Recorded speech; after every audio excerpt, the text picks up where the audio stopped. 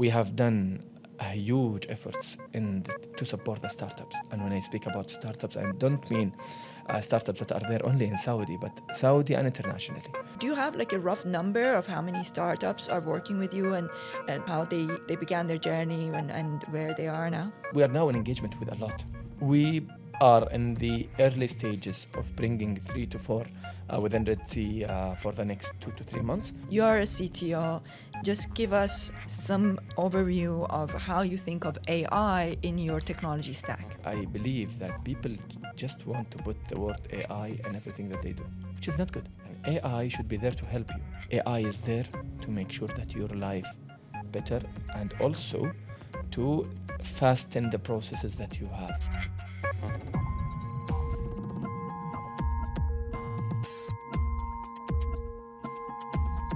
Welcome to On Point by Argam. Today I'm joined by Sultan Moraished of Red Sea Global.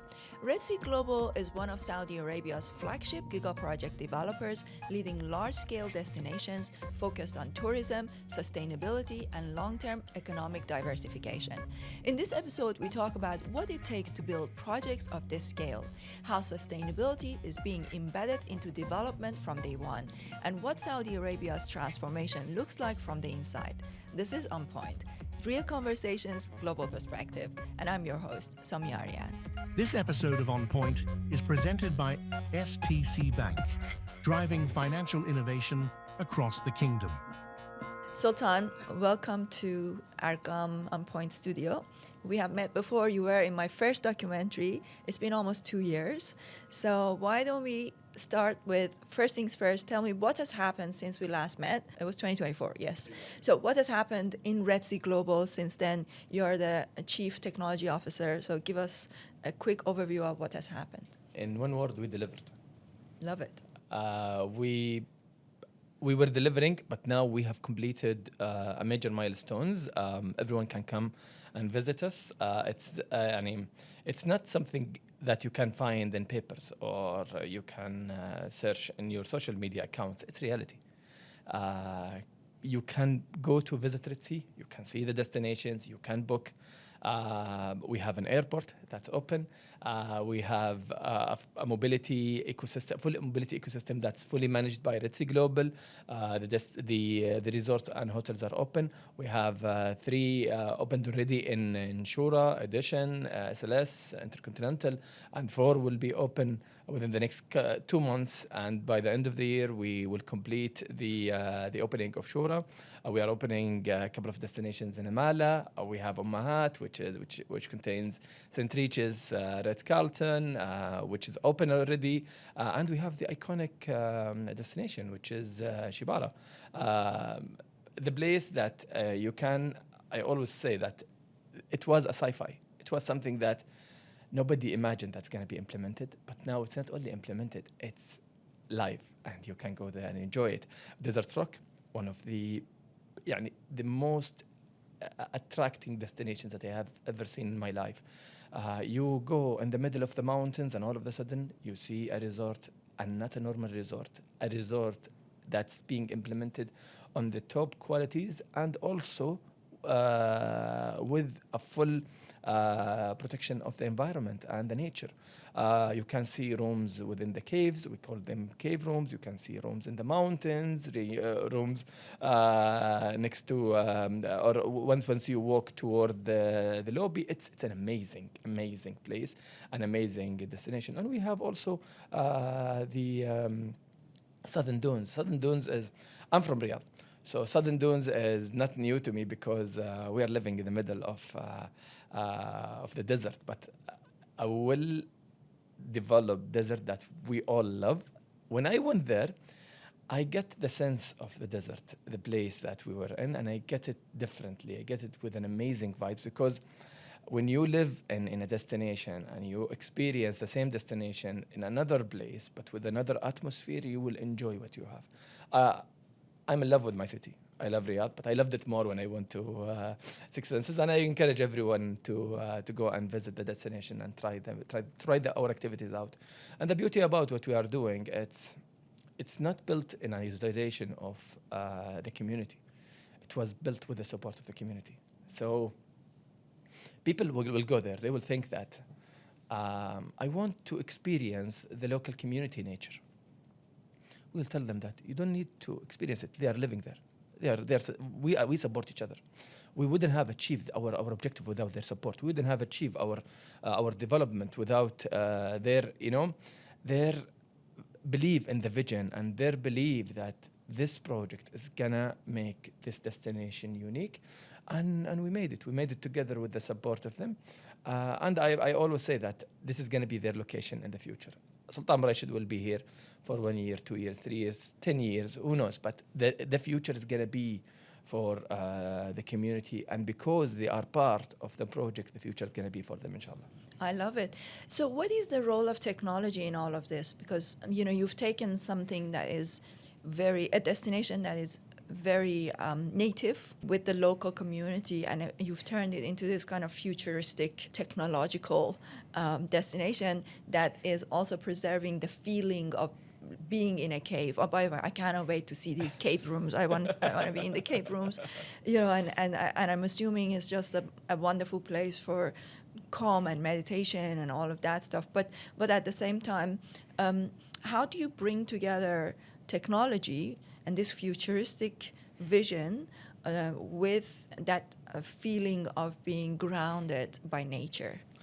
Let me tell you something. First of all, when you go to our destination, I am the person who's leading technology. I would not like you to see technological elements. Seriously, that's strange that somebody who's actually heading the technology and leading the technology within the organization says that. Because when I want you to go there, I want you to have a personalized experience. I want you to deal with human. Because I will put, again, we were saying before we start the podcast that about putting yourself in the other shoes, but that's a topic that I'm gonna highlight when we progress in our discussions. So if I am a guest and I want to go to a unique destinations, I don't want a technological AI or an agent to answer me. I want human. I want someone from that location to answer me, to help me, and to support me, because I want to live the experience. So what's the role of technology is we support that. So the vision of technology, I'm going to speak about the guest, but then I'm going to speak about the role of technology in Red Sea Global as a corporate and Red Sea Global as a destination. As a guest, I want the guest to be interfaced with humans, but I want these human or the people to be supported with technology to give the right answers with speed and accuracy. So when a guest asks a question, I know that most probably the answer that you will get is, let me check and get back to you. I used to work in the hospitality industry back in the days, and that's an answer that we are all expecting from someone who's living in that destination if he does not have the answer. But if you are equipped with the tools that will let you answer your guest appropriately, with agility, and also an understanding of the exact request, and with speed, then that's my role. I want that person to have an agent with him, supporting him to answer these questions. I want those employees to know exactly and to have an oversee of the whole destination and what's going on while they just check it in their mobile because of the technologies and the access that we give them. I want these people to understand and anticipate if there are a problem or an opportunity so the message that's going to be conveyed to the guest is going to be different, and also with a full awareness about what's going on. That's our role as technology. We are enabler, and we are not only enabling our frontliners or the people that are in operation. We are an enabler to everything that's there in the organization. So let's speak about the corporate as an example. So when I joined Red Sea, I did enjoy it as a technology, although 70% of my experience is within the technology ecosystem and not in a normal industry, in a bank. In the banking sector, technology is very tough and very rigid, not agile. The changes are not something that you see and not frequent. If they want to change a system, sometimes it takes them 2 to 3 years to do that, not because they don't want to, but because of the sensitivity and the nature of the data that they host, and also the money of the people. Yeah, that's what we always say. You come to an organization that not has nothing, that has a vision, and they want everything to enable them to deliver that vision. So from a restricted mind, a mind that is experienced to say no before yes, and which is the easiest thing, by the way. When somebody asks you something, you will say no and you will close the topic. The hard thing is when you say that, let's check how can we make this as a yes, and let's check how can we implement it. So, and I still remember my first interview, they stated that you are a pioneer in the cybersecurity and in the security world, and we would like to hire you in Red Sea Global, but you need to switch your mindset a little bit. And one of the funniest things, when I was doing the interview with one of the senior leaders at that time, he told me that you are going to come, make sure that you do not disable my USB. And I was telling him that I'm going to disable it in the interview, but in the same time, I'm going to disable it without impacting you, because that's my role. I want to secure you, but in the same thing, I do not want you to be affected. Yani people do not live with restrictions, but the absence of these restrictions will put you at risk of your business being impacted, and it's not going to be delivered the way that you want. So that was a funny thing. And I when I disabled the USB, I went to him and I said that I disabled it, but I gave him alternatives. And he was laughing. He said, I should not have hired you at that time. I told him, maybe you hired me to come and educate you on how to do your business better. So we came to Red Sea. We realized from our CEO, from the top leaders, at that time, Chief of Staff was Ahmed Darwish, John Bagano was the CEO, and we had a couple of amazing delivery people there. They were moving very fast. And at the first 12 months, I was like, why did I came to Red Sea? Whenever they ask you for something, they expect you to get back to them in 2 hours, 3 hours, where in the bank, you used to take your time to make sure that you study your answer and you make sure that you assess everything around it. So I questioned my decision so many times. And I didn't come with referral. I literally was hired using LinkedIn. They approached me on LinkedIn, and they hired most of the organization using LinkedIn. And that's why I like my company. It's the sourcing is not by referrals. It's using LinkedIn. They will check your profile on LinkedIn, or they will check the CVs that has been applied through their portal. So I didn't know anyone at that time. I came alone. And I believe I made my name in the organization. After 12 months, I realized that this is the best decision that I have taken in my life. Why? Because when you do something and you see the value of it and the impact, and you see where the people that entrusted you with these tasks are giving you more, you realize that this is an organization that you want to stay in for life. You do one, your top management will say thank you, and then they will give you 10 more to do. So it's always exciting. It's always it's becoming enjoyable, where you come every day to do something new and to do something better in your core business and outside your core business. And this is where we learn to work together. This is where we learn to support each other. This is where we learned that despite your position, despite your career, despite your role, and also who you are, we are all treated equally. You will support the specialist, the same support that you give to the chief, and they are all equal in the service that you give. Now I think I've completed my 7th year. I'm in my 8th year now. At that time we were Red Sea Development Company. We became Red Sea Development Company and Amala, and then Red Sea Global, and now we are naming ourselves, and that's the thing that I would always love to name. Red Sea is the national development champion in the country, the company that delivered the vision that has been translated into reality, and also the images that were there a couple of years ago, and now you go and you see them even more prettier than what you have expected and what you have experienced. I love it. You mentioned that when you go to Red Sea, you want people not to necessarily feel the presence of technology, but for technology to be in the background. Can you tell me more about the technology that is in the background, like the bit that we do not see? What is it exactly that makes it technologically very advanced and special? Because there's one thing about not feeling it, but I am assuming that there's a lot happening there in the background to keep it secure, and to support the development at that scale.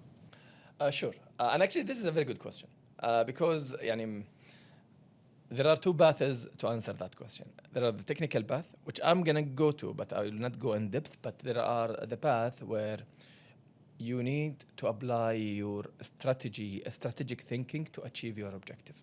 So in Red Sea, we are dealing with the giants in the globe. All the big brands in the world is already working in Red Sea.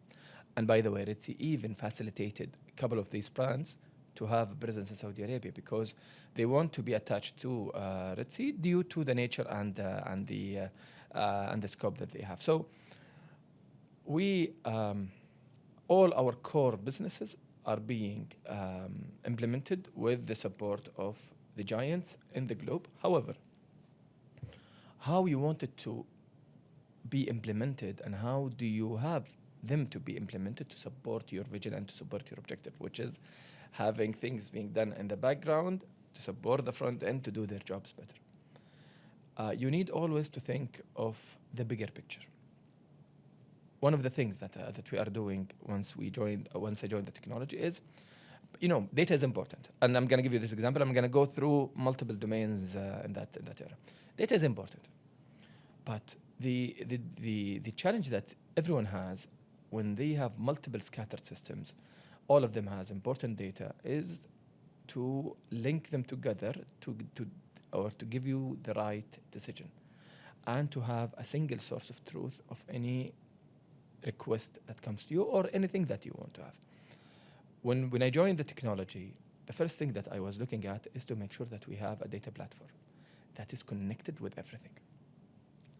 All the systems should be connected to this data platform.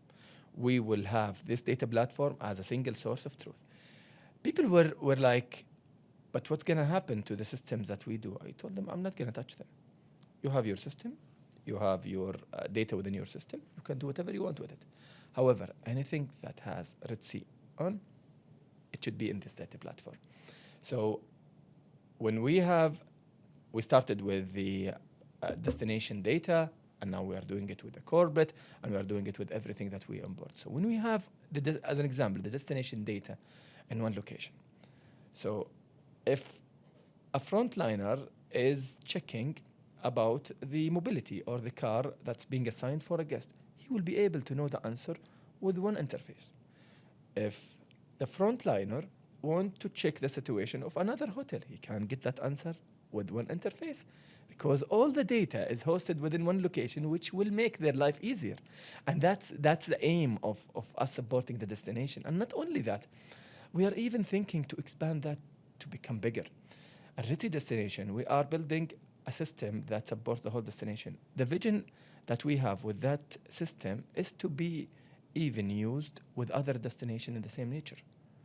And that's a dream. I hope that it's being implemented one day, but that's a dream that whatever we have implemented can be actually taking as is, because everything that we built in a white label. We are not building with attachment to a certain technology, and can be used with other destinations, can be used with other locations in the same nature. Expo is going to open soon. A lot of developments that are being done in the south, north, east, west are there in the same nature. A destination that mobility is centralized assets are being built, either they are hotels, resorts, or community, security, an environment as well. So all of them are attached to each other. So that system that was built in the vision that maybe one day one other destination will come to us saying that we would like to mimic what you have. I'm going to tell them that I don't want you to mimic. Take it and use it. Because we are not building it for Red Sea, but we are building it for the nation, and we are building it for the country. And I have also high hopes that the same platform, which is the connected visitor platform that we built, is going to be used outside. So this is what, with regard to the data platform, and that's one example. We will go to the integration platform. Integration platform, if we do not have a single integration platform that connects everything, and when I say everything, that everything in destination or corporate, you will not be able to control the flow of data. So we were strategic in choosing a solution that has the agility to connect with all technologies that we have within the destination. We go to the ERP. The ERP, we have one-of-a-kind ERP that's being implemented. But in the same time, the ERP that was implemented was expanded to support all the subsidiaries and all the companies that we have, without giving them the same cost that has been implemented for the group. So when we did it for RSG, we made sure that when a subsidiary is being, by the way, we have more than 25 subsidiaries in Red Sea Global, because we are an open destination and we have a lot of subsidiaries that support us. So the ERP that should be implemented for one of the subsidiaries will have a fraction of the cost to the group. So us as a group should support these subsidiaries to support our guests and to generate the revenue needed without holding them accountable about a lot of the cost that's being done in the group. So this is with regard to the ERP. With regard to the digital platforms, the development, everything has been developed in the top with the giants in the market. If you name Microsoft, SAP, Oracle, Salesforce, and so on and so forth, we have a lot. I don't want to miss anyone, so they contact me after the podcast saying that I didn't mention. So I need to mention them back in my social media channels. But this is what we did, and now, or I would leave that in a separate topic. So because we dealt with the giants, we realized that the destination is big. And the destination is huge. And I'm always saying that Red Sea is the land of opportunities. Those opportunities has been, I'm not going to say taken, but a portion of them were taken by the giants. I want these opportunities as well to be taken by startups. And that's another topic that I'm going to highlight maybe in the next point, but we have done huge efforts to support the startups. And when I speak about startups, I don't mean startups that are there only in Saudi, but Saudi and internationally. Whoever has a startup, whoever has a solution that will help Red Sea to deliver to their objective, to their mandate, to their vision, we are going to be more than happy to accommodate them. Not only that, Red Sea is committed to use your startup, implement it, and make sure that it operates, and will help you reselling that to the local market and to the national and international markets. Now, Red Sea as a brand, and I would like to thank our group CEO in making sure that this brand is now valuable. As a brand, makes sense. Not make sense, make value to whoever works with it. So if you are aligned with Red Sea, people will follow. And we have a lot of examples. A lot of companies started with us, worked with us. We received a lot of or a lot of calls. Are they working well with you? Are they great in doing business with you? The minute that we say yes, they immediately go and work with them because we delivered. And that's, I will always go back to what I said at first. We delivered. It's no longer something in theories. It's no longer something in papers. It's a reality. And it is a reality because of the success in the multiple domains that has been built and implemented, and with the support of the government, because we wouldn't have achieved that if the government were not supporting us. All the entities in the government were a big support. They helped us left and right to make sure that we excel. And I still remember the era of COVID where we get a lot of facilitation from them to make sure that the business doesn't stop and the business still resumes. And we were one of the small amount of companies that were fully operating in the area of COVID while taking care of all the medical constraints and requirements.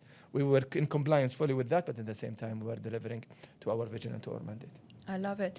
I have so many questions, but some of them I'm thinking we keep for your, group CEO, because we will hopefully invite him at some point and he will help us.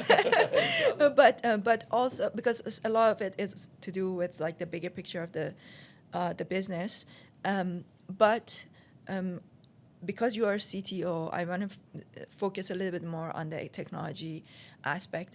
Can you talk a little bit about, so the two questions that come to mind here, is, you talked about startups. So I wanted to see how many startups, since you've been working with Red Sea Global, how many startups have started working with you, and what areas specifically? And then from that, we can maybe go into talking a little bit about AI and the role of AI, etc. But let's talk about the innovation and startups. So do you have like a rough number of how many startups are working with you, and how they began their journey and where they are now? Let me tell you about the first time where we realized that we need startup to join us in our journey. So the idea came to our mind when we were doing the strategy of the smart services. And that's something I did not touch on, but we have, this was a vision since the beginning, that the destination should be powered by smart services that will make the journey seamless to the guest. And we are achieving that. We are enhancing, and we will be better and better as we operate, because whatever is there in the vision, whatever is there in papers cannot be exercised if it's not operated. So as much operation that we do, as much enhancement that we are doing, although it's great, but we want to make it greater, and that's the aim that we do. So with two of the projects that we were working on in the smart with the smart strategy, it was actually, or they were small startups that they scale up with the project, and they become a major organization with the expand of scope that we give them, and also the operation of destination. And from that moment, I realized that if those startups were great because of a vision that we have, then why don't we open the opportunity to all of them? And we came an idea that how can we bring them into Red Sea? So we had discussed with a lot of startups. The challenge that they have is funding, because if they want to do POCs, or if they want to transform their idea into reality, they need somebody to support them. And Red Sea usually do not have this in their ecosystem, because we are in the end a hospitality and development company. Yes, we are welcoming them, but we do not invest in startups. So we came with an idea that instead of Red Sea investing in money, Red Sea will be investing in a destination. How? We have a lot of use cases, and we have a lot of things to be implemented in the destination. This year only, we have more than 250 use cases, destination use cases, not corporate. So we are sharing those use cases to all the startups that we work with, saying that whoever has a solution that can resolve one of these startups, we will make sure that it works. How? In the technology, we have a development arm, and this development arm, one of their mandates is to make sure that whatever startup that we deal with should work and should be blended within the DNA of the organization. So if a startup proves that the solution works for Red Sea, we are not going to say that, okay, well done, thank you so much, your solution works. No. We will embed it within our DNA. We'll make sure that it sustains and it works there forever. And we have created a model that attracts startups to come, but in the same time, attract the people that work within Red Sea to make sure that this startup works appropriately.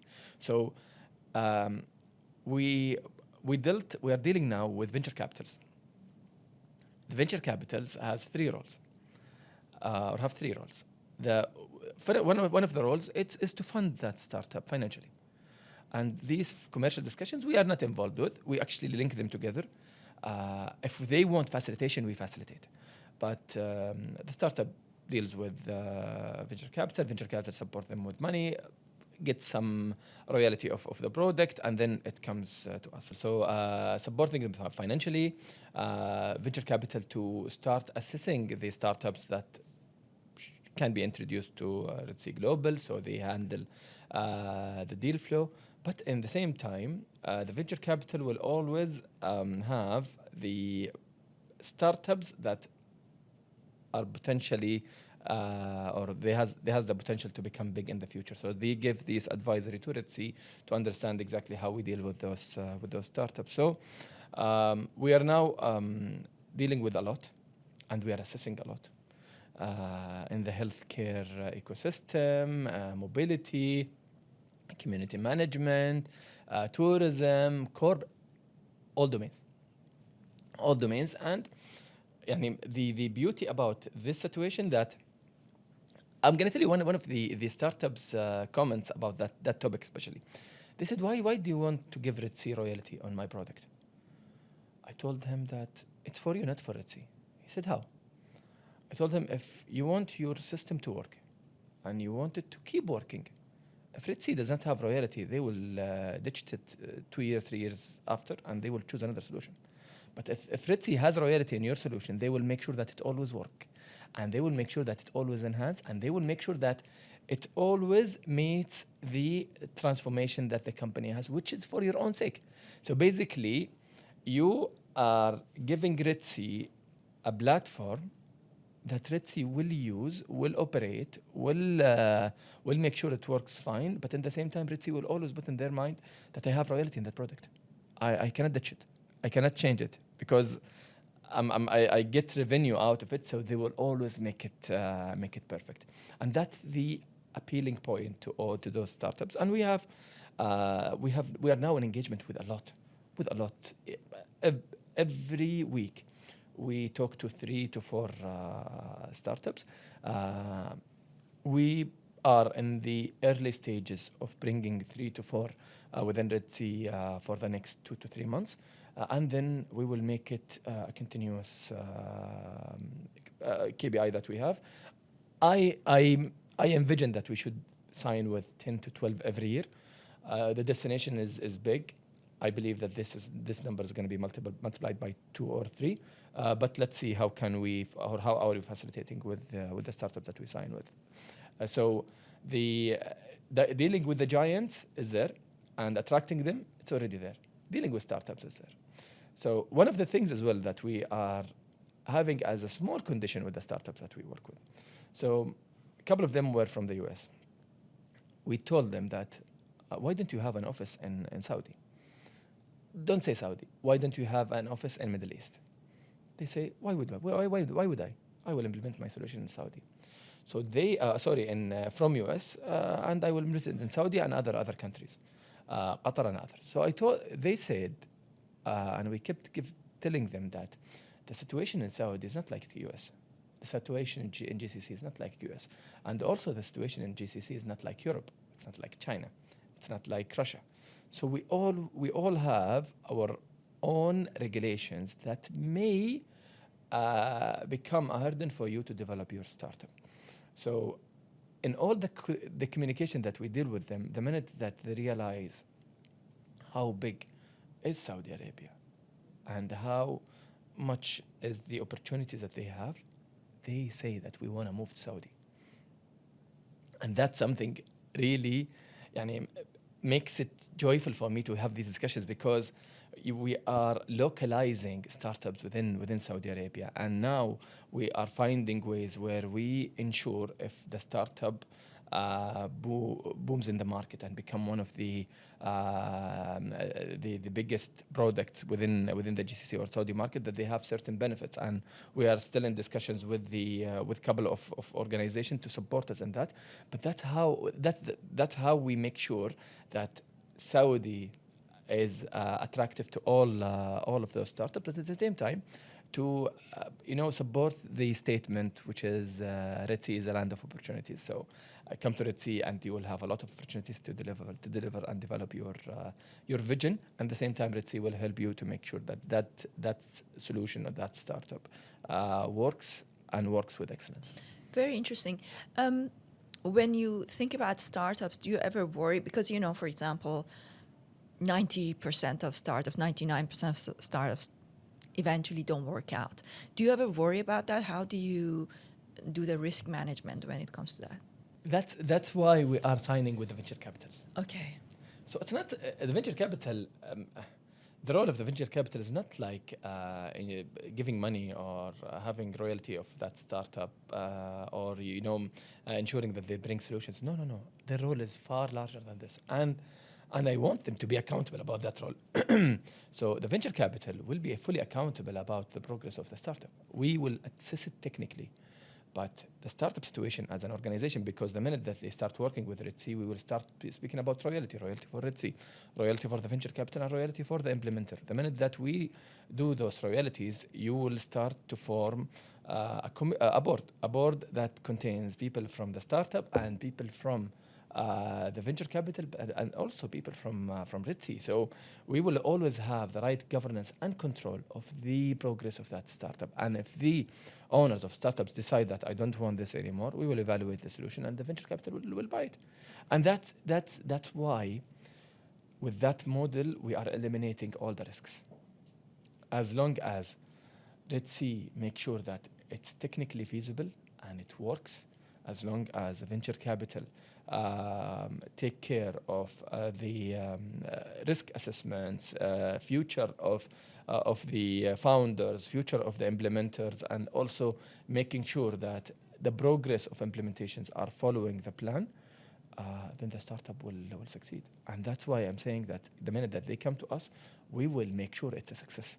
We will ensure that it works. But for the startups, that's an advice. Do not think of it as a source of wealth. Do not think of it as something that I will work on 3 years, 5 years. IPO. IPO, and I'll sell it by 100 million, and then I'm going to go to Maldives or Red Sea. I didn't want the people to be scared to Red Sea. I want them to come with an open up. But yes, I agree. I love it. Yes. Okay, so talking about technology and startups, let's talk a little bit about AI, because obviously this is the hottest topic right now. Actually, I'm making a documentary on it as we speak, and speaking to Tariq Amin and all the partnerships that Humane is building. So can you speak a little bit on the AI side of things? Agentic AI is like the hottest topic right now, but there's so many other aspects of it. You're a CTO. Just give us some overview of how you think of AI in your technology stack. I love this question, and I think given that you are going to speak to Tariq, I'm not gonna explain AI better than him, because we are all proud of the thing that he is doing for the country, the collaboration that he is making, and we are all proud of the progress that he made. What I like about Tariq is that he is a trailblazer in AI, like our CEO in Red Sea. He's a trailblazer in development and hospitality. So they all have the same passion and in delivering to the vision and to the mandate. So speaking about AI, I'm going to speak about AI from a culture and an organizational perspective, not from an AI for technology or for countries or for companies. So first of all, I think the word AI was used massively last year. And I believe that people just want to put the word AI in everything that they do, which is not good. And AI should be there to help you, but don't you think that when you put the word AI, that means that the deliverable that you have is strengthened because of the use of AI? The minute that you have this in mind, AI will replace you completely. And that's the message that I want to tell to everyone. Yes, there are a lot of AI tools in the market. Yes, they will make your life easy, but don't let them take decisions on your behalf. ChatGPT, a lot of people are using it to answer an email or to reply to an email. Why? Why you outsource your brain to AI? Because if you do that continuously, you will lose the ability to think. You will lose the ability to innovate. You will lose the ability to craft things with your own human DNA. You will indirectly start talking like an AI. You will indirectly start writing emails like an AI. You will indirectly start proposing things like AI. And that's the scariest thing.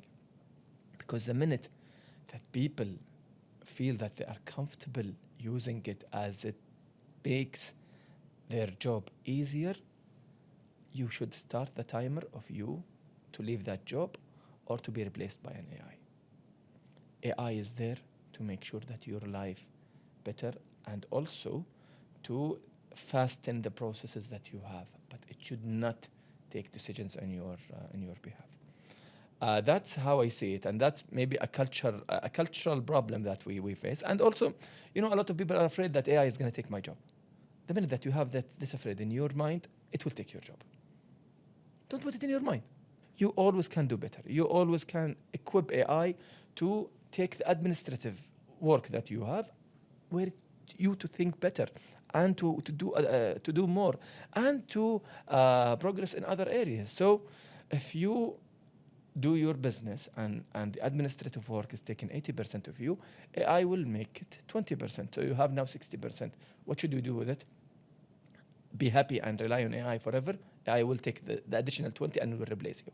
But if you utilize the 60% that AI is taking from you to do something else, to innovate in other areas, or to maybe upskill yourself in other domains, you will be always on top of AI and you will have all the tools for you to deliver in a faster manners and faster milestone. With regard to AI, and let me talk about AI in Red Sea. So the vision that we have, or the track that we have for AI, is two tracks. Track for people and track for the organization.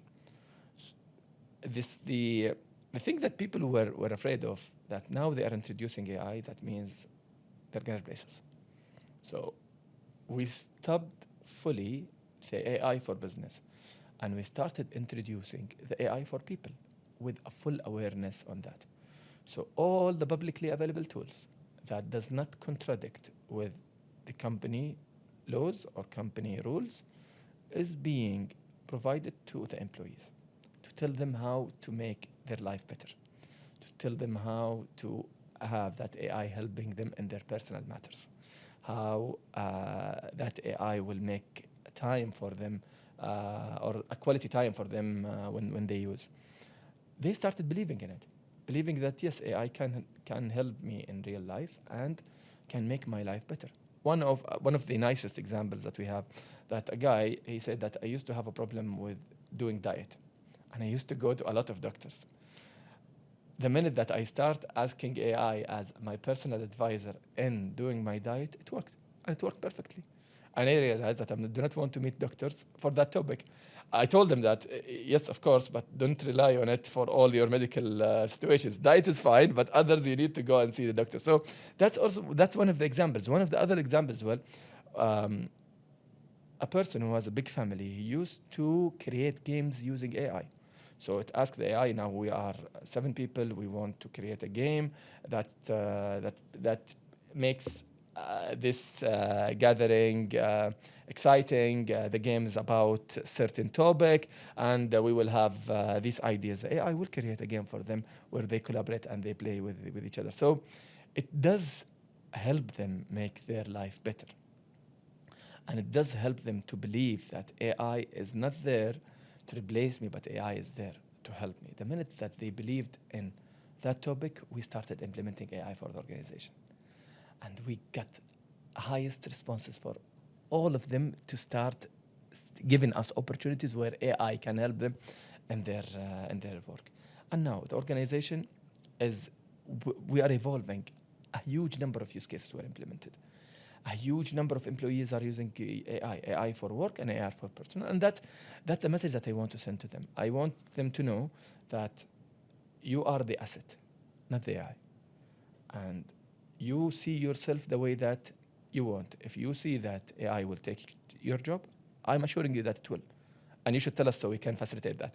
But if you see that AI will help you to become better, believe me, you are not going to become only better, but you will become the best in what you do, because you know exactly how you use the AI for your own, for the benefit that you have. So before we go into the no shamak zone, which is this area where we talk about you as a person a little bit, is there anything I missed before we go into that? Yes. Okay. I think you missed one topic, or the dearest to my heart topic, which is the local community and the support of the local community. So I'm going to tell you what I felt 20 years back and how I feel now. So not 20, 24 years back. So 24 years back when I started my career, I was always having this feeling that I wish that somebody open a free training where I can apply to, or I wish that someone has some development opportunities where I can use to upskill myself and to find the right job. There were a lot of development opportunities, but not as big as I was anticipating. So one of the things that we did in Red Sea, and one of the things that I personally take care of, is the local community upskilling in technology. So I spoke about signing with the giants. And there are also another reason of signing with the giants. They have a very good budget and social responsibility. So when I sign with them, I tell them one condition. You want to become, or you want to be a cornerstone of Red Sea technology, I want to see how much you are spending to upskill the local community. All of them were in. And that's something I love. Last year only, we did over 9,000 training for the local community in technology. This year, I want to double it. Next year, I want to triple it. And we did not, as Red Sea, spend a single penny. And that's a message that I want to tell to everyone. You have the power. If you deal with a respected organization that's considered as a leader in the market, make sure that to leverage their social responsibility budget. They have it. They have it, and they are willing to spend it, because at the end of the year, if they don't spend it, they will face consequences. So use it to upskill your development. If you are building a project, let's speak about Riyadh.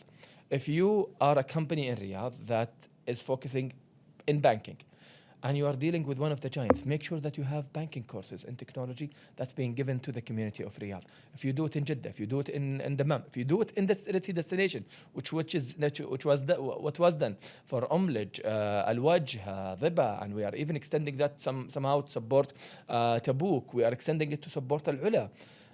Those people they have a huge appetite to learn. They have a huge appetite to understand. And when you work with the company and you have your solution that will be experienced in the organization, you will be sustainable if someone from the local community works on it.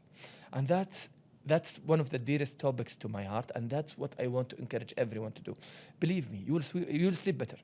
If you do that, you will sleep better. Believe me, you will get a lot of bliss. You will get a lot of barakah, despite your religion.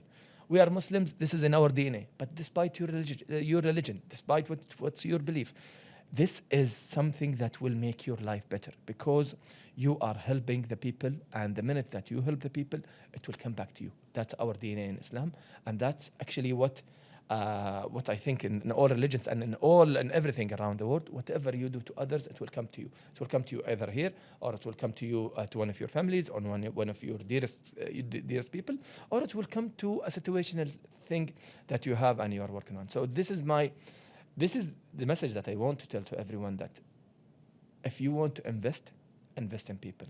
And if you are investing in people that they need that investment. Not everyone. Invest in people that they appreciate that investment. Invest in people that they will leverage that investment to work for your own sake. So it's going to be a win-win for the organization, for you, and for the company who's using their social the responsibility budget. And I in this podcast, I would like to thank everyone who contributed with Red Sea in upskilling the community, and we want more. If you are having the appetite to upskill the community, believe me, I will make sure that the Red Sea doors are open for you to do business in. That's such a clever idea. I really like it. That's amazing. And the fact that Red Sea Global didn't have to spend on that and you brought in the technological giants that you work with, that's amazing. Okay, so final question. This is the no shamak zone. So what's a good day what does a good day look like for you when you're not thinking about technology or work? So yeah, just give me an idea of. The best days when I sit with my wife, daughter, and my mom. I think I am a family person. The only problem is sometimes I'm being over, you know, it's the work routines comes with little challenges or stress, work stress, which is normal stress. I sometimes spend a lot of time taking that stress out before I meet them because I want to meet them in my best shape. And this minimizes the time that I be with them. And sometimes they feel that I'm not giving them enough, but I worship the 1 hour or 2 hours that I do with my wife and daughter, the quality 2 hours that we do in a day. I worship the time that I do with my mom, where sometimes I just sit and I don't talk. She's listening to Quran or talking about normal things that I would not have spent a lot of time if it's in my work time. But I enjoy hearing her talking about. This is the time where I feel I'm blessed. This is the time where I feel that I'm energized. Sometimes when I am at my lowest levels, I just go there and sometimes don't talk, just hearing them talking. So if maybe I'm so attached to them, and I always feel that I am in my position because I have their prayers and their emotional support. And I encourage anyone who doesn't feel that to start feeling it, because it's something that you should have to be with the person that you love, the person that cares about you, the person that see you without your thing that you built. See you as an individual, not see your title, not see your wealth, not see your position, not see your connection. This is going to be the most precious time that you should invest in, and that's the best time that I do with my in my weeks and months. I love it. What an amazing human moment beyond all this AI and technology. And technology, yeah. Thank you so much. It has been a wonderful conversation. Thank you for giving me the opportunity, Somi, and really appreciate it for everything that you do for the country. And as always, you show the reality of this country, the beautiful reality of this country, and we need more people to do that. And thank you so much for championing them and doing it. Thank you. Thank you. Thank you so much.